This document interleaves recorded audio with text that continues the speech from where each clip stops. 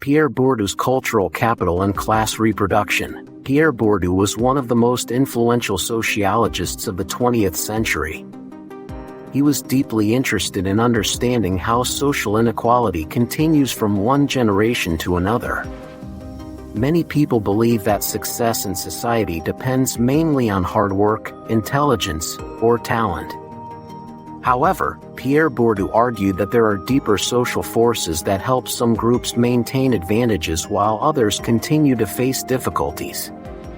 One of his most important ideas is the concept of cultural capital and how it contributes to class reproduction. To understand cultural capital, it is helpful to first think about the meaning of the word capital. In everyday language, capital usually refers to money or financial resources.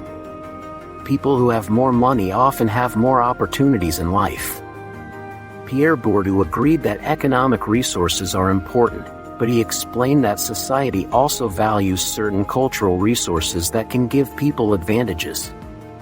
Cultural capital refers to knowledge, skills, habits, tastes, language abilities, and cultural awareness that individuals acquire through their upbringing and social environment. Cultural capital is not something that people are born with naturally. Instead, it is learned through family, education, and social interactions. Children growing up in families with high social status are often exposed to books, art, music, intellectual discussions, and educational activities from an early age. They may visit museums, attend cultural events, or participate in activities that develop their communication and critical thinking skills. Over time, these experiences shape how they speak, think, and behave. These forms of knowledge and behavior are often valued by schools and professional institutions. Pierre Bourdieu explained that cultural capital exists in several forms. One form is embodied cultural capital, which refers to the attitudes, manners, language styles, and ways of thinking that individuals develop through their life experiences. For example, a person who grows up in a highly educated household may feel comfortable discussing literature, politics, or science. They may also develop confidence when speaking in formal settings. These qualities can influence how teachers, employers, and institutions evaluate them. Another form is objectified cultural capital. This refers to physical cultural goods such as books, artworks, musical instruments, and educational materials. Families with greater resources often possess these items in their homes, which creates an environment that encourages learning and cultural engagement. Children who grow up surrounded by such resources have more opportunities to develop cultural knowledge that is appreciated in educational institutions. The third form is institutionalized cultural capital.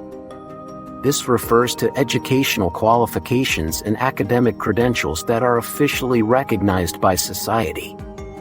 Diplomas, university degrees, and professional certifications represent forms of cultural capital that signal competence and knowledge. These credentials often play a significant role in determining employment opportunities and social mobility. Pierre Bourdieu used the concept of cultural capital to explain class reproduction. Class reproduction refers to the process through which social classes maintain their positions across generations. According to Bourdieu, schools and educational institutions often appear to treat all students equally, but in reality they tend to reward the cultural knowledge and behavior that are more common among middle and upper class families. As a result, students who already possess cultural capital from their upbringing often perform better in academic environments. For example, classroom discussions, essay writing, and critical thinking exercises may reflect the communication styles and intellectual practices that are familiar to students from educated households. These students may feel more comfortable participating in such activities because they have practiced similar forms of expression at home. On the other hand, students from less privileged backgrounds may have different cultural experiences and communication styles that are not equally valued in schools. This difference can create disadvantages even when these students are equally intelligent or hardworking. Because schools reward certain forms of cultural capital, they may unintentionally reinforce existing social inequalities. Students who succeed academically often gain access to prestigious universities and well-paying professions. These achievements allow them to maintain or improve their family's social position. Meanwhile, students who struggle within the educational system may have fewer opportunities for upward mobility. In this way, the advantages of one generation can be passed down to the next. Pierre Bourdieu also emphasized that cultural capital interacts with another concept he called habitus. Habitus refers to the deeply ingrained habits, attitudes, and perceptions that individuals develop through their social experiences. Habitus shapes how people understand the world and how they behave in different situations. Individuals from different social classes often develop different habitus, which influences their expectations, ambitions, and confidence in various social settings. For example, students from privileged backgrounds may feel naturally entitled to pursue higher education or professional careers because such paths are common in their social environment. Their habitus encourages them to see these opportunities as realistic and achievable. In contrast, individuals from disadvantaged backgrounds may face social pressures or limited exposure to higher education, which can influence how they perceive their future possibilities. The ideas of cultural capital and class reproduction have had a major impact on sociology, education studies, and cultural research. Scholars have used these concepts to examine how inequality operates in schools, workplaces, and cultural institutions. They have also explored how social policies and educational reforms might reduce these inequalities by recognizing diverse forms of knowledge and experience. Understanding Pierre Bourdieu's theory helps people see that social success is not determined only by individual effort. It is also influenced by cultural advantages that are distributed unevenly across society.